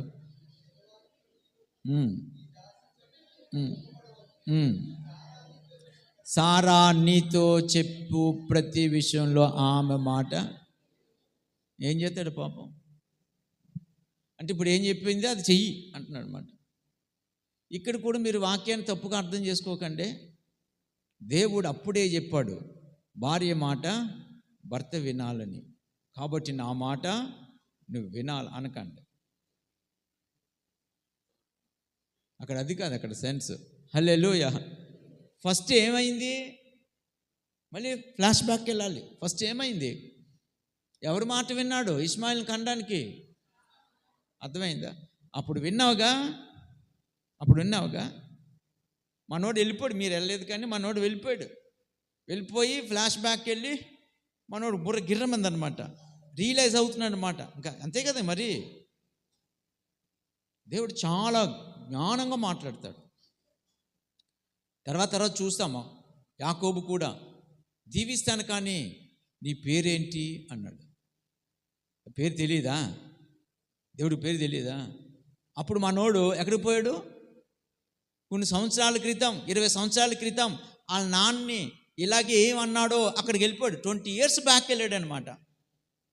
ఇప్పుడు మనోడు కూడా ఎన్ని ఇయర్స్? 17 years బ్యాక్ వెళ్ళాడు అనమాట. ఎవరో? అబ్రహాం. రియలైజ్ అవ్వాడు, చచ్చా ఆ రోజు ఇలా ఉండకపోతే ఈరోజు ఇలా ఉండేది కాదు. అయినా బాధ ఏం చేయలేడు. ఇంకా సారా చెప్పినందుకు కాదు, ఇప్పుడు దేవుడు చెప్పాడు. ఎవరు చెప్పారు? గట్టిగా చెప్పాలా? అబ్రహాము మంచోడు. ఎందుకో తెలుసా? ఎందుకు మంచోడు తెలుసా? దేవుడు ఏం చెప్పినా చేసేస్తాడు, అందుకు మంచోడు. చెప్పకూడదమ్మా? హల్లెలూయా. సారా చెప్పినందుకు చేయడు, దేవుడు చెప్పినందుకు అనమాట. తర్వాత కూడా నెక్స్ట్ చాప్టర్లో కూడా చూస్తాం మనము. అబ్రాహాము ఎంత మంచోడు అక్కడ ఇంకా క్లియర్గా అర్థమవుతుంది. మనం మారాలి, దేవుడు ఏం చెప్తే అది చేసేవారుగా మారాలి. మనం మంచోళ్ళు కాదు. అబ్రాహాము మంచోడా? మాట్లాడరే 100% మంచోడా? కాదు. ఈ భూమి మీద 100% మంచి వాళ్ళు ఎవరు లేరు. ఆసక్తిగా దేవుని వెతకండి. Praise the Lord. ఎక్కడికి వచ్చాము? అబ్రాహాము ఎక్కడికి వెళ్ళాడు? 17 years బ్యాక్ వెళ్ళాడు. వెళ్ళి ఆలోచించి రియలైజ్ అవ్వడని చెప్పాను. మంచోడు అని చెప్పాను. ఎందుకు మంచోడు? దేవుడు ఏది చెప్తే, పక్క వెళ్తున్న చెప్పండి, దేవుడు ఏది చెప్తే అది చెయ్యాలి. మళ్ళీ చెప్పండి. అర్థమైందా? భూమి మీద ఎవరు మంచివాళ్ళు కాదు, కానీ మంచివాళ్ళం కాదని ఇష్టం ఉండకూడదు. కనీసం ఈ గుడ్ నేచర్ కలిగి ఉండండి. ప్రభు కలలో అయినా, ప్రభు దర్శనంలో అయినా, ప్రభు వాక్యం ద్వారా అయినా మీతో మాట్లాడుచున్నప్పుడు, ఇప్పుడు వాక్యం వింటున్నారా? ప్రసంగం వింటున్నారా? మీరు వాక్యం వింటున్నప్పుడు మీ లోపల లేక మీ పక్కన పరిశుద్ధాత్మ దేవుడు ఉన్నారా? ఆయన అంటుంటారన్నమాట. మీరు వింటున్నప్పుడు ఈ మాట నీకే, నువ్వు ఇలా ఉండు, అలా అనిపిస్తాడు. సో అలా మీతో మాట్లాడుతున్నప్పుడు దాన్ని పట్టుకోవాలి, దాన్ని క్యాచ్ చేయాలి. అది దేవుడు మీకు చెప్పిన మాట. దానికి వెంటనే ఏం చేయాలి? లోబడాలి. ఆయన చెప్పింది చెయ్యి అనేది ఉంటే చెయ్యాలి, మానే అనేది ఉంటే మానేయాలి. ఆయన అర్థమవుతుందా? ఎవరైతే ఇలా దేవుని మాటకు లోబడి ఆయన చెప్పింది చేసే స్వభావాన్ని కలిగి ఉంటారో నిశ్చయముగా ఎక్కడున్నా సరే వారి జీవితాల్లో దేవుడు అద్భుతాలు చేస్తాడు. అదే యేసయ్య చెప్పిందే చెయ్యాలి. ప్రకృతి నవ్వుతూ చెప్పండి, యేసయ్య చెప్పింది. ఆమేన్. యేసు చెప్పినదే చేయుదాము, అద్భుతాలు జరుగును. యేసు మాటతో జరుగును. యేసు చెప్పినదే చేయుదాము, అద్భుతాలు జరుగును. యేసు మాటలో జరుగును. హల్లెలూయా. యేసయ్య చెప్పింది చేస్తే ఏమవుతుంది? అద్భుతాలు జరుగుతాయి. వెళ్ళాలి, పరిగెత్తాలి. నవ్వు అంటే ఏం చేయాలి? నవ్వు రాదండి అనకూడదు, నవ్వాలి. నోరు తెరవు అంటే ఏం చేయాలి? నోరు మూసుకోకూడదు, నోరు తెరవాలి. నేను మరలా చెప్తున్నానే, నేను సేవకు సమర్పించుకున్నప్పుడు ఇదే పొలాల్లో, అప్పుడు బైపాస్ లేదు కదా, ప్రార్థన చేసినప్పుడు రాత్రి 7-7:30 అవుతుంది. ఆ సమయంలో అక్కడ దొరబాబు గారు ఫీల్డ్ పొలం ఉంది కదా, అక్కడ మామిడి చెట్టు ఉంటుంది. అక్కడ కొంతమంది తెలుసు, కొంతమంది తెలియదు. ఆ పొలాల్లో ఉన్నప్పుడు ప్రభు మాట్లాడనమాట. వాక్యం ఎలా చెప్పాలి, ఏం చేయాలి ప్రభు అని అడిగినప్పుడు అనమాట, నీ నోరు తెరు అన్నారు. అప్పుడు నేనేం చేశాను? నోరు తెరిచాను, బాగా తెరాను, బాగా అనమాట. నీ నాలుక బయటికి చాపు అన్నారు, నాలుగు బయటికి చాపాను అనమాట. ఆయన ఏం చెప్తే అది చేశా. అప్పుడు ఏమైంది? పరలోకం నుంచి ఒక ఖడ్గం వచ్చింది. అది నా నాలుకని చీరి కిందగా మీదిగా. అప్పుడు ఆయన మింగు అన్నాడు, మింగు అన్నాడు. అప్పుడు మాట్లాడాడు. ఎక్కడెప్పుడే వాక్యం చెప్పాలో అది నేనే చెప్పుకుంటాను, అలా నాకు అప్పగించుకొని నిలబడాను. ఈ రోజుకి అది నెరవేరుతుంది. అర్థమైందా?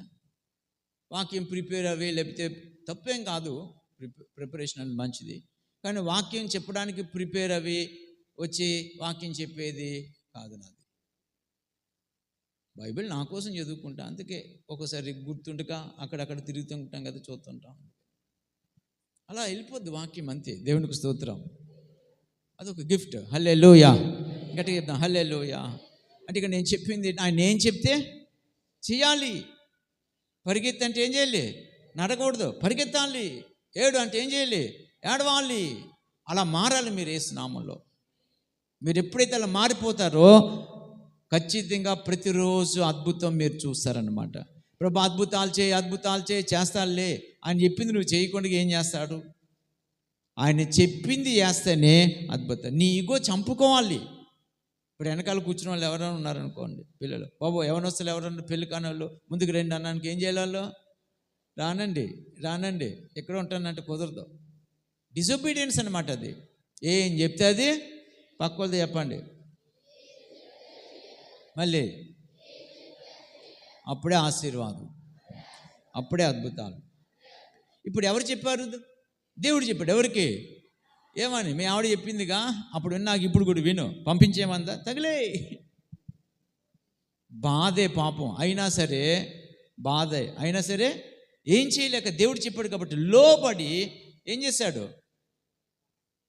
ఆ దాసి కొడుకైన ఇష్మాయిల్ని తెల్లవారినప్పుడు పాపం కాబట్టి తెల్లవారినప్పుడు అబ్రాహాము లేచి కొంచెం ఆహారం, నీళ్ళు, బాటిల్ అంటే అప్పుడు చర్మపు దాంట్లో కదా వాటర్ ఉండేది, మనం బాటిల్ అనుకుందాం, నీళ్ళు బాటిల్ ఇచ్చి ఏం చేశాడు? తీసుకొని, గట్టిగా చెప్పండి, నీళ్ళు తీసుకొని ఆగరికి అప్పగించి ఆమె భుజం మీద వాటిని పెట్టి,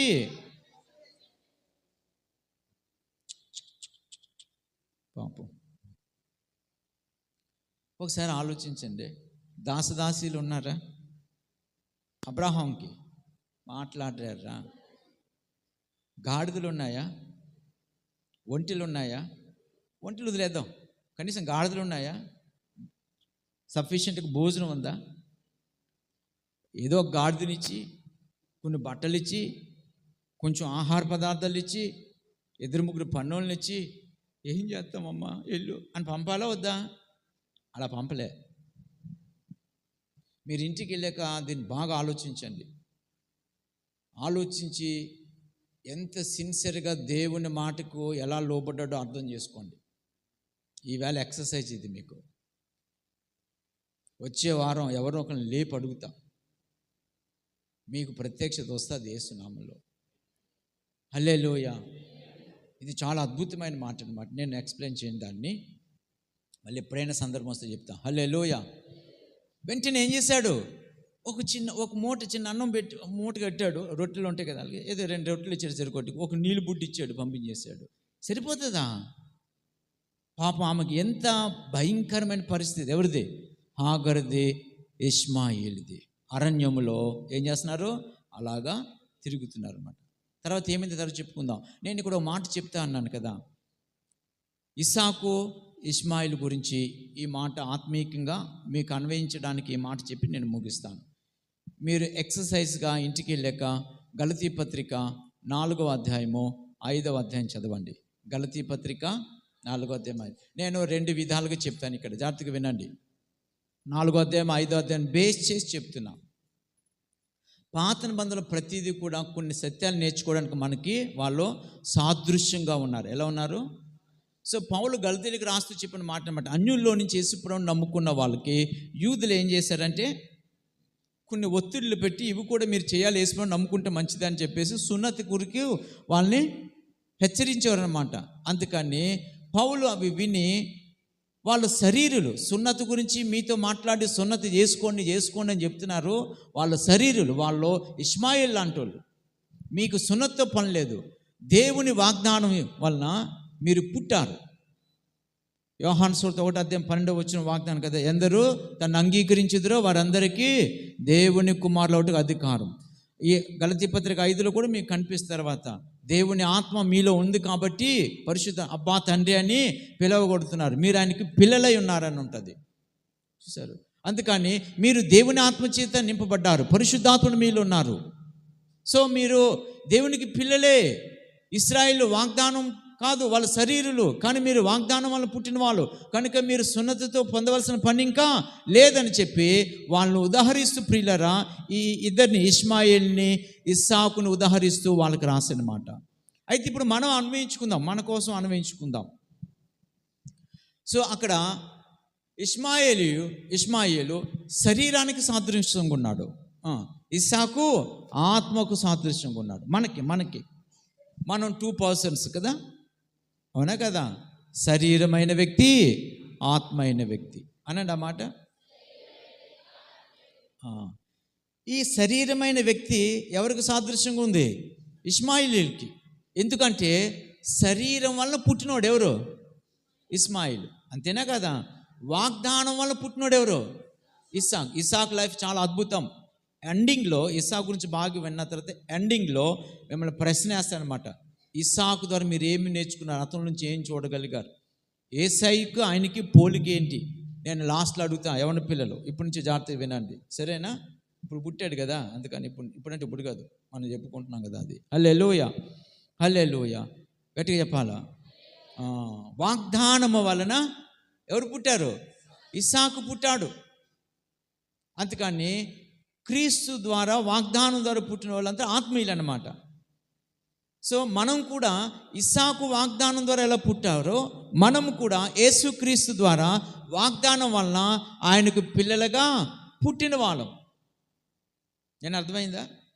శరీరం వల్ల పుట్టిన వాళ్ళము అయినప్పటికీ ఎప్పుడైతే యేసుప్రభువుని సొంత రక్షకునిగా అంగీకరించామో అది కొట్టివేయబడి ఆత్మీయంగా పుట్టిన వాళ్ళగా మార్పు చెందాం, మన జన్మ మారింది. అందుకని యోహాను సువార్తలో నేను చెప్పాను, అయినా ఒకసారి మీరు ఆ మాట చదివితే మంచిది. 1:13 12-13 కూడా చదివేద్దాం. తను ఎందరు అంగీకరించురో వారందరికనగా తన నామమందు, యేసు నామమందు విశ్వాసం ఉంచిన వారికి దేవుని పిల్లటకు ఆయన అధికారం అనుగ్రహించను. వారు దేవుని వలన పుట్టిన వారే, కానీ రక్తము వలనైనను శరీరేచ్ఛల వలనను మానుషేచ్ఛల వలన పుట్టినవారు ఎవరో? మనము. నువ్వు యేసుప్రభువుని నమ్ముకొని యేసుప్రభు ద్వారా దేవుని మీద విశ్వాసం, దేవుని కుమారుడు కుమార్తెవు. నువ్వు దేవుని కుమారుడు కుమార్తెవు అయితే నువ్వు ఆత్మీయ వ్యక్తివి. శారీరకంగా పుట్టిన తత్వం అంతా ఏమైంది? పోయింది. ఆదాము నుంచి పుట్టిన వాళ్ళం కాదు, ఇంకా క్రీస్తులో పుట్టిన వాళ్ళం మనం. అందుకని ఆదాముకు సంబంధించిన రూట్ ఉండడానికి, అంతే శరీర ఇచ్చలు నెరవేర్చడానికి వీల్లేదు. శరీరమును చంపేసి ఆత్మ లోపల ఉన్న ఆత్మ ఏం చెప్తున్నాడో ఆత్మానుసారంగానే మనము జీవించవలసిన వారమన్నాం. ఈ విషయం 5వ అధ్యాయం గలతీలో కనిపిస్తుంది. సో ఇప్పుడు మనం దేహం చెప్పినట్లు వినకూడదు. మీరు ఇంటికి వెళ్ళి చదవండి ప్లీజ్, నాకు టైం లేదు. శరీరం ఎప్పుడు లోక సంబంధమైంది, భూ సంబంధమైంది. కాబట్టి ఏదో ఒకటి ఈ భూ సంబంధమైన శరీరాశలు ఏమున్నాయి కదా, నేత్రాశ, జీవపడమే కాదు, అక్కడ ఉండదు. కామము, క్రోధము, మత్సరము, ఈర్ష, అసూయ, జాగ్రత్తం ఎన్నో ఉన్నాయి కదా శరీర కార్యాలు స్పష్టమై ఉన్నవి అని ఉందా? ఎక్కడుంది? కనిపించిందా? సో శరీరం ఎప్పుడు కూడా అందులో ఏదో ఒకటి లాగుతూ ఉంటుంది. కనుక మనము శరీరాన్ని చంపేయాలంటే కత్తించి పొడిచేయటం కాదు, ఆత్మచేత. 18 అనుకుంటా కదా, అది ఆత్మచేత. నో అది కాదు. ఒకసారి ఆగండి. హల్లెలూయా. నేను తినండి. గలతీ పత్రిక 5వ అధ్యాయం. రండి పోదాము నాన్న ఇంటికి రండి పోదాము నాన్న ఇంటికి. అచట ఆనందమే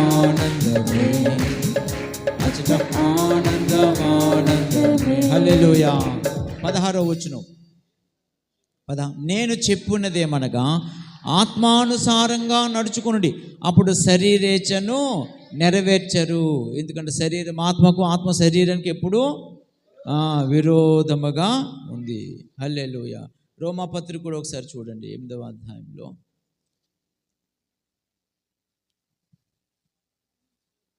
రోమాపత్రిక 8వ అధ్యాయము. 8వ అధ్యాయం అంతా దాని గురించి మీకు రాయబడుతుంది. ఇంచుమించు 5వ వచనం కానుంచి మీరు చదువుకోండి. 7వ వచనం చూడండి. శరీరానుసారమైన జీవితము దేవునికి, శరీర స్వభావం గలవారు 8 దేవుణ్ణి సంతోష పెట్టలేరు. 13వ వచనానికి వచ్చేద్దాం కొంచెం. ఆత్మచేత మధ్యలో శారీరక క్రియలను చంపివేయండి, అప్పుడు బ్రతుకుతారు. దేవునికి స్తోత్రం. మనం దేవుని పిల్లలం కాబట్టి దేవుని ఆత్మచేత మనము నడిపింపబడాలి. ఇంకా చాలా విషయాలు గలతీ 5లో కూడా మీకు కనిపిస్తే తర్వాత చదువుకోండి. హల్లెలూయా, హల్లెలూయా. సో ఇప్పుడు ఇస్మాయిల్ అనగా మన దేహము, ఇస్సాక్ అనగా మనలో ఉన్న ఆత్మీయ వ్యక్తి, ఆత్మీయ పర్సన్, పరిశుద్ధ ఆత్మచేత నింపబడిన ఆత్మీయ వ్యక్తి. హల్లెలూయా. కనుక ఇప్పుడు మనము వాగ్దానం వల్ల పుట్టిన వాళ్ళం కాబట్టి ఏం చేయాలి? ఆత్మానుసారంగానే నడుచుకోండి. Listen very carefully. ఇస్సాకుకు వాగ్దానం వల్ల పుట్టాడు కాబట్టి అబ్రాహాముకు వాగ్దానంగా ఏమిచ్చాడు? కనాను దేశం, అంటే ఇశ్రాయేల్ దేశం. కానీ శరీరంగా పుట్టాడు కాబట్టి ఎవరు? ఇస్మాయిలు. బ్లెస్సింగ్స్ ఒకటి ఇచ్చాడు. అర్థమవుతుందా? దేవుడు తర్వాత చదువుతాం మనము, నిన్ను నీ బిడ్డలను నీకు ఆశీర్వదిస్తాను వాళ్ళను కూడా అని చెప్పేసి 12 మంది ఇస్మాయిల్ కూడా కంటాడు. అవన్నీ అరబ్ కంట్రీస్, ఇప్పుడు అరబ్ కంట్రీస్. వాళ్ళు భౌతికపరమైన ఆశీర్వాదాలు ఉన్నాయి, ధనం ఉంది, పేరు ఉంది, అన్నీ ఉన్నాయి. కానీ ఏం లేదు, ఏం లేదు. ఇశ్రాయేల్ దేశంలో వాళ్ళు ఉండడానికి హక్కు లేదు. అర్థమైందా? అలాగే శరీరంగా ఉండేవాళ్ళు క్రైస్తవులే, నేను చెప్పేది క్రైస్తవుల కోసమే.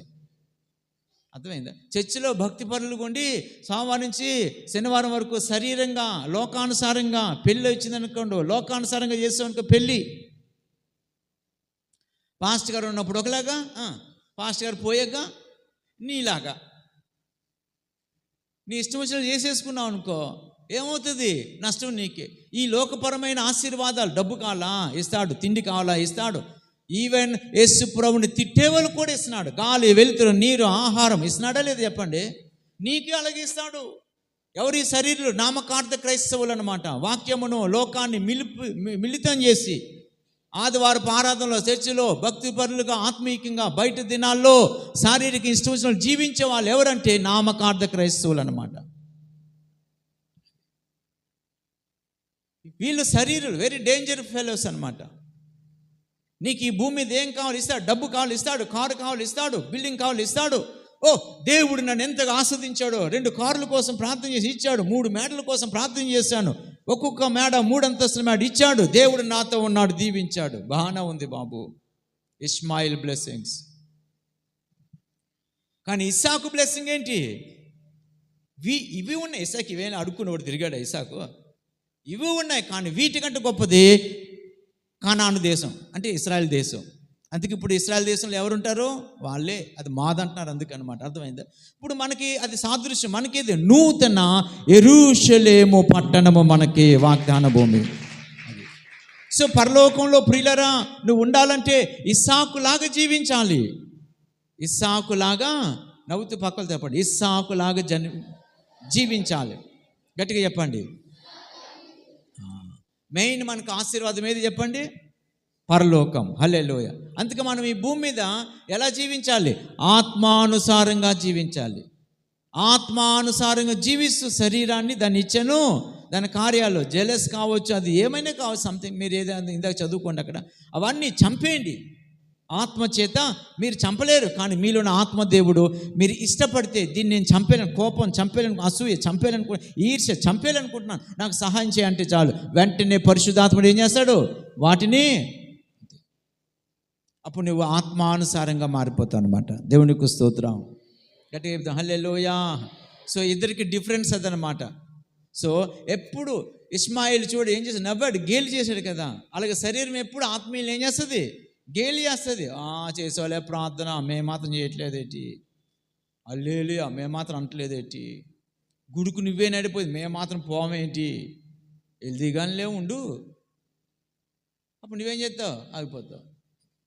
అర్థమైంది? ఈసారి మీ శరీరం అంటది 1 గంట వరకు చంపుతాడు పట్టుకొని, 10 గంటల నుంచి 11కి వెళ్ళు అంటది. అప్పుడు నువ్వేం చేస్తావు? 11కి వెళ్దామని వస్తావు. ఎవరిని అనుసరిస్తున్నావు? నీ శరీరాన్ని. ప్రార్థన చేయమంటాడు, ఇవన్నీ వేసరికి 11:30 అవుతుంది, అప్పుడు వెళ్ళు, అప్పుడే వెళ్తావు.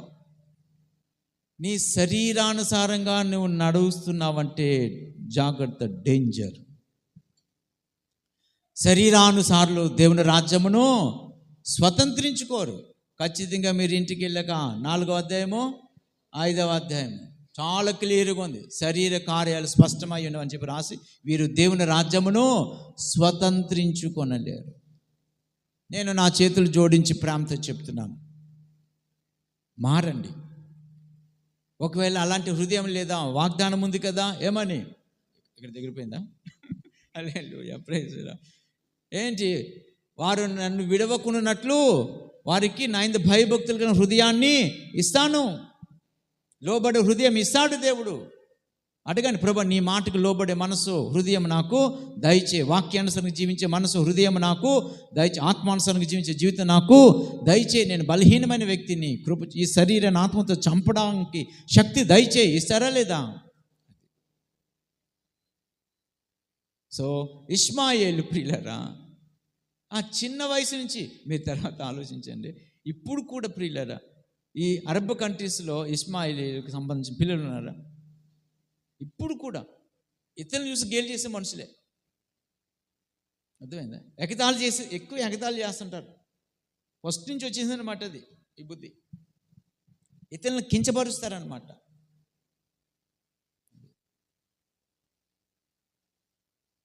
మామూలు మన భాషలు అంటే తొంటర్లో.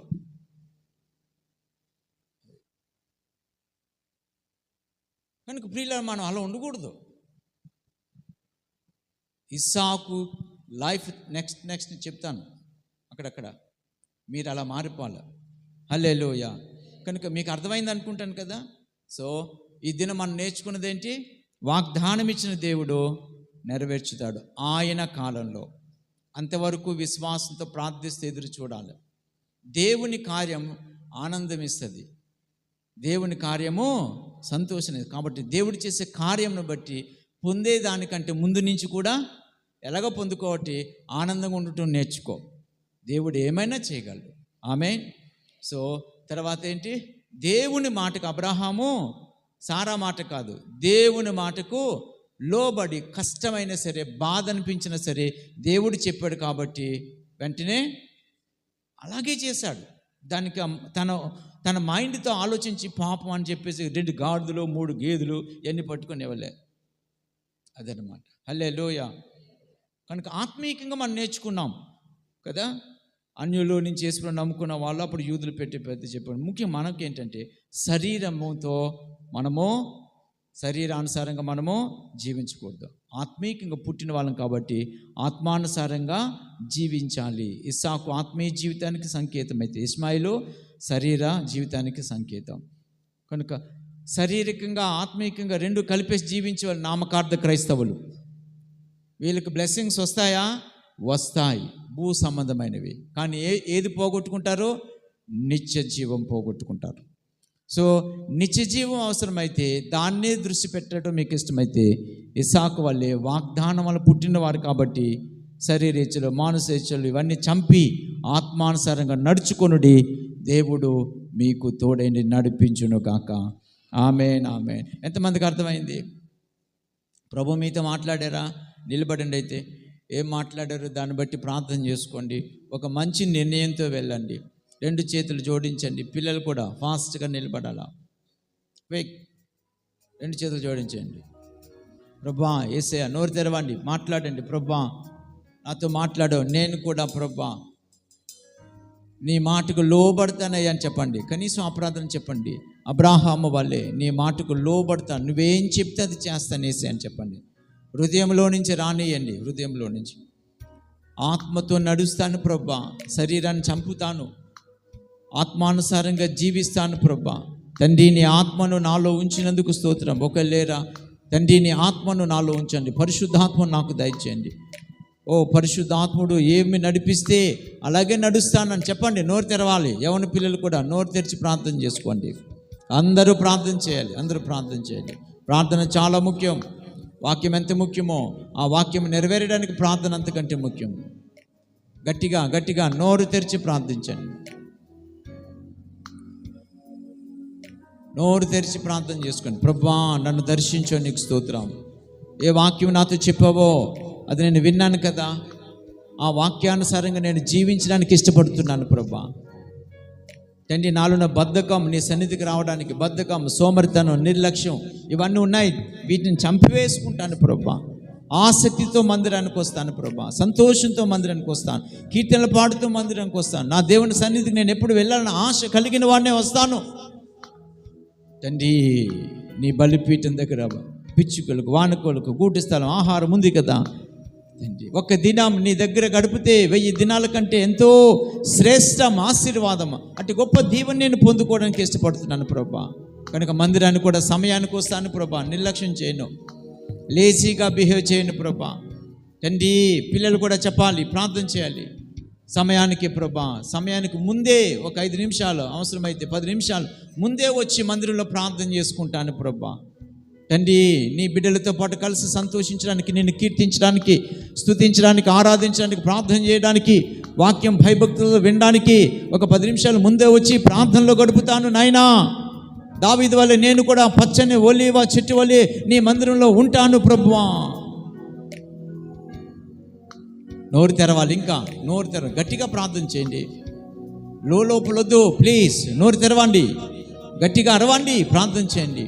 ప్రభువా, నేను కూడా నీ మందిరంలో ఆసక్తితో వచ్చి నీ మందిరంలో గడపడానికి ఇష్టపడతాను నాయనా. నీ సన్నిధి నాకు పెన్నిధి ప్రభువా. పరుగునొస్తా. Just a couple of minute, 2 నిమిషాలు. నీ సన్నిధి నాకు ఇష్టం. నిన్ను ముఖాముఖిగా చూడాలని తండ్రి, నీ దాసుని ముఖాంతరంలో నుంచి నేను చూడాలని, నీ స్వరం వినాలని తండ్రి నేను వస్తాను ప్రభువా. హల్లెలూయా. ప్లీజ్ నోరు తెరిచి గట్టిగా ప్రార్థన చేసుకోండి. నీ సన్నిధి పెన్నిధి దేవా, నీ సన్నిధి పెన్నిధి దేవా. పరుగును వచ్చా నిన్ను చూడాలని, పరుగును వచ్చా నిన్ను చూడాలని, స్వరం వినాలని, నీ స్వరం వినాలని, యథార్థంగా చెప్తాం. వినాలని, నీ స్వరం వినాలని. రాజా యేసు రాజా, రాజా యేసు రాజా.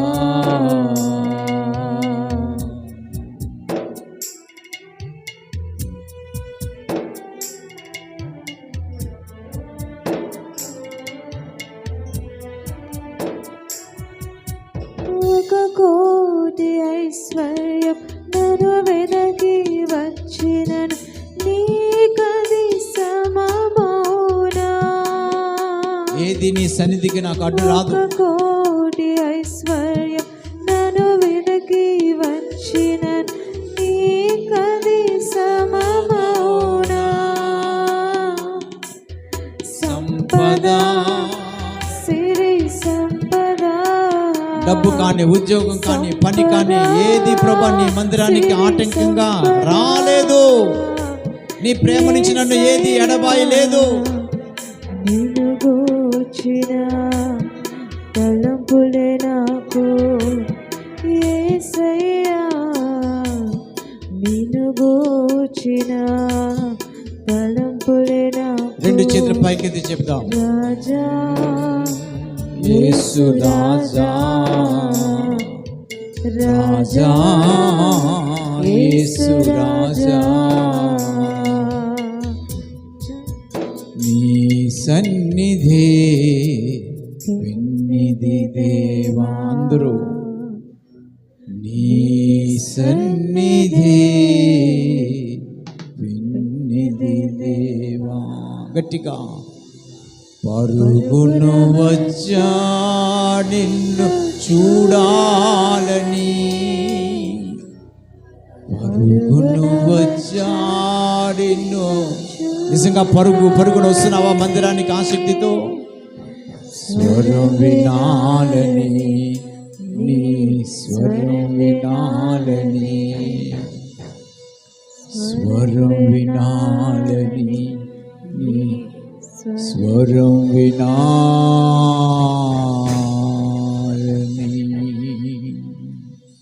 పరిశుద్ధుడా, మహోన్నతుడా, మా తండ్రి, ఎంత మంచి దేవుడు అయ్యా. స్పష్టంగా నీ వాక్యం ద్వారా నాతో, మా అందరితో మాట్లాడినందుకు కృతజ్ఞతాస్తుతి చెల్లిస్తున్నాను. నీ ప్రేమ మా మీద ధ్వజముగా ఎత్తబడింది, నీకు స్తోత్రం.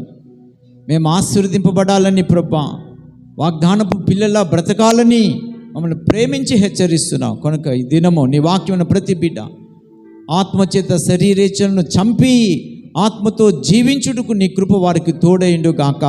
పరిశుద్ధాత్మ పూర్ణులవుదురు గాక. ప్రతిదినం ఆత్మ పూర్ణులై మాట్లాడుదురు గాక. ఆత్మ పూర్ణులై చూచుదురు గాక. ఆత్మ పూర్ణులై విందురు గాక. ఆత్మ పూర్ణులై ప్రవర్తించుదురు గాక. ఆత్మ పూర్ణులై క్రియలు చేయువారుగా మారుదురు గాక. నువ్వు త్వరగా వస్తున్నావు. నీ రాకకు కుటుంబాలతో సిద్ధపడి ఇతరులకు మాదిరిగా నీ గొప్పతనాన్ని వీరి జీవితాల్లో నుంచి చూపు వారికి జీవించుట్లో సహాయం చేయి. యేసు నామములో ప్రార్థిస్తున్నాను తండ్రి, ఆమేన్. పరమ తండ్రిని దేవుని ప్రేమ, తన ప్రియకుమారుడు మన రక్షకుడు యేసయ్య కృప, పరిశుద్ధాత్మ దేవుని అన్యోన్య సహవాసం, ఆశీర్వాదం మీ అందరికీ తోడైన నడిపించి కాపాడును గాక. ఆమేన్.